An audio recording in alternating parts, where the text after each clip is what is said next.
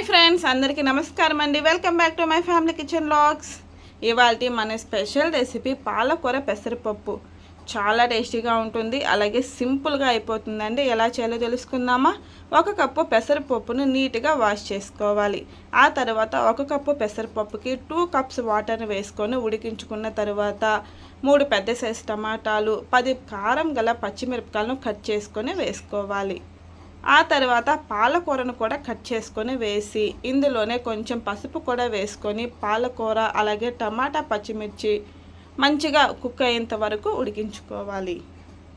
పాలకూరలో ఐరన్ ఉంటుంది కదండి, అలాగే పెసరపప్పు కూడా ఒంటికి చలువ చేస్తుంది కాబట్టి వీక్లీ వన్స్ అయినా ఇలా మనం పెసరపప్పు అలాగే పాలకూర కాంబినేషన్ తీసుకున్నామంటే హెల్త్కి చాలా మంచిదండి. ఇప్పుడు ఇందులోకి చిన్న నిమ్మకాయ సైజ్ అంతా చింతపండు, రుచికి సరిపడా ఉప్పు వేసుకొని ఉడికించుకోవాలి. పాలకూర కూడా ఇలా ఉడికించుకున్న తర్వాత ఎక్స్ట్రా వాటర్ని తీసేసుకొని పప్పు గుత్తితో మెత్తగా ఇనుపుకోవాలి.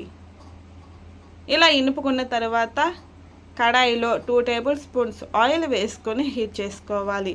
ఆయిల్ బాగా హీట్ అయిన తర్వాత 1 టీ స్పూన్ ఆవాలు, జీలకర్ర వేసి చిటపటలాడించుకోవాలి. ఆ తర్వాత ఒక పెద్ద సైజ్ ఆనియన్ కూడా కట్ చేసుకొని వేసి వేపుకోవాలి. ఇందులోకి 2 ఎండుమిరపకాయలను కూడా కట్ చేసుకొని వేసుకోండి. ఆ తర్వాత కచ్చా పచ్చగా దంచుకున్న 3 వెల్లుల్లి రెబ్బలు, కొంచెం కరివేపాకు కూడా వేసుకొని ఆనియన్స్ కలర్ చేంజ్ అయ్యేంత వరకు వేపుకోవాలి. ఇలా ఆనియన్స్ను వేపుకున్న తర్వాత పప్పులోకి వేసేసుకొని ఒక 5 నిమిషాలు లో ఫ్లేమ్లో మరిగించుకున్నారంటే పాలకూర పెసరపప్పు రెడీ.